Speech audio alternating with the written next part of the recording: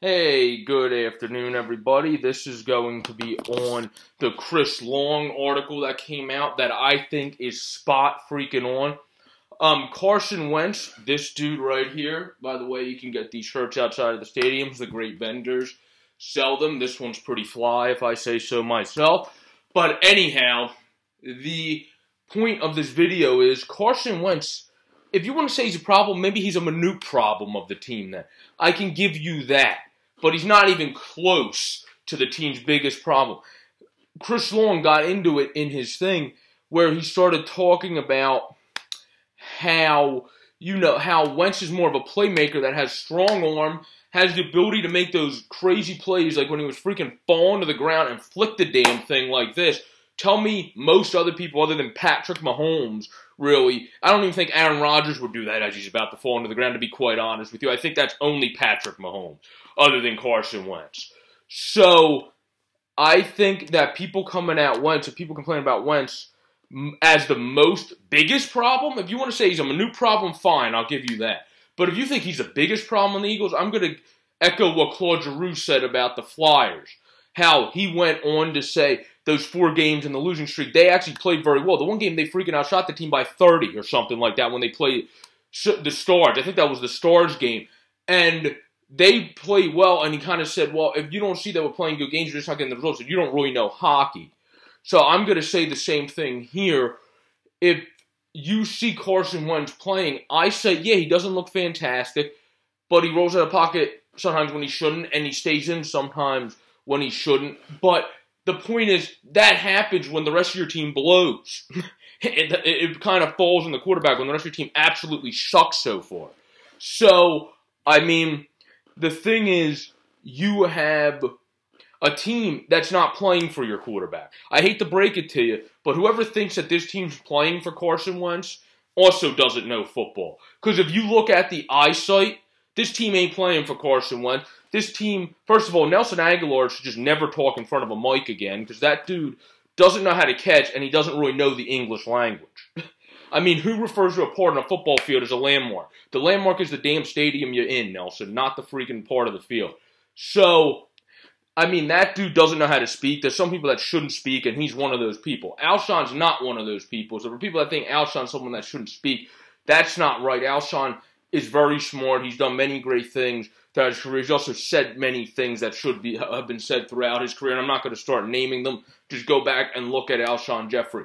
So, I don't agree with people that have attacked Alshon and thought he was the league because apparently Wentz doesn't think he's the league. So I'm going to listen to our quarterback when he doesn't think he's the league and says everything's all good now. Now, the thing is, I don't think everything's all good, but I'm just going to listen to him and see what happens on Sunday.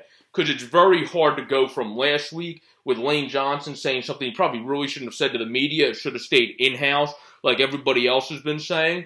But when he says that, I think it's very difficult for all of a sudden this week to be like, yeah, it's all peaches and gumdrops, yay! No, that's not really going to be what happened. I mean, that's just not realistic, I don't think. So, I could see the Eagles playing a better game because they finally kind of come together a little bit better.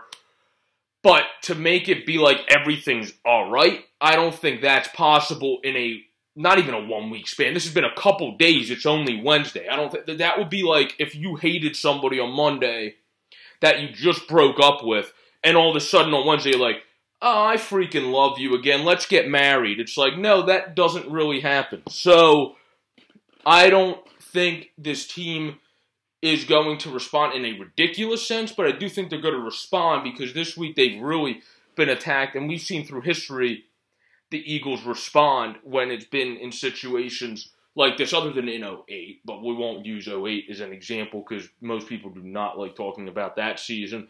But there has been responses by this team when we need them, and I think this week we're going to see a response. It's just, is it going to be big enough going against a good defense? Because the problem with this week is, and continuing weeks as I'm trying to look at the one thing down here, but on continuing weeks is that the Eagles need to get better week in and week out.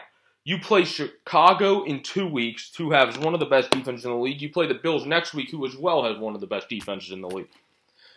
So, one, you got to catch the football. Two, you got to utilize Jordan Howard more. I mean, whoever says that, you are the geniuses of Philadelphia, the people that say you have to utilize Jordan Howard more. Because anybody in their right mind, other than apparently Doug Peterson, knows you have to utilize Jordan Howard more. So, it's a disgrace that we're not using a dude that is 4th or 5th, I can't remember, but 4th or 5th in yards in the last extra amount of years. I think it's 4 or 5 years. I mean, this dude, either way, he's one of the better freaking running backs when you get him going in terms of picking up yardage. Skill-wise, in terms of all that athletic extra BS, he's not necessarily one of the best in the league if we put in all those factors. But if we just look and go straight running, this dude is a freaking animal, and we don't use him enough. I mean, what the hell was the point of wasting our time trading for this dude? We don't even use him enough. There's no point of having Jordan Howard on our team, quite honestly. It was literally a waste of time if we don't start using this dude. The Eagles just need to get their heads out of their asses and start playing the game of NFL football that is the brand of NFL football that's supposed to be in Philadelphia.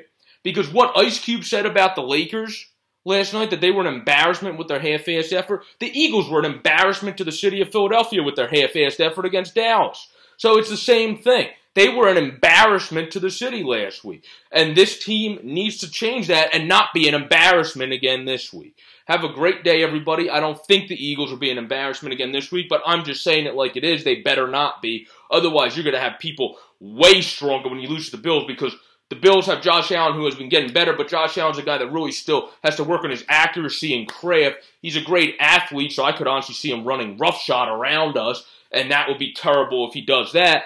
But we just need to be able to figure this out, and it's going to have to start this week, because you can't lose to a Bills team and expect to go in and beat the Bears, who are, even in my opinion, with the defense, if Mitch has a good game, and what says he won't against our secondary, to be quite honest, you can't beat the Bears defense if you just lost and got smoked back-to-back weeks. So the Eagles need to respond this week. Otherwise, I think your momentum's just kind of awry at that point. And if you get smoked this week, I would call it a season at that point, to be quite honest. So this has been Sports Fanatic News. I'm Joe Boric. Have a wonderful day, everybody. And we're going to be appeased by the Sixers, hopefully, tonight as they take on the Celtics. Check out True Philadelphian Sportscast with me and AJ Santangelo. My Twitter is JJBoric26 if you want to follow me. And his is AJ_Santangelo, I believe. I might have got that wrong, but I believe that's what his Twitter is.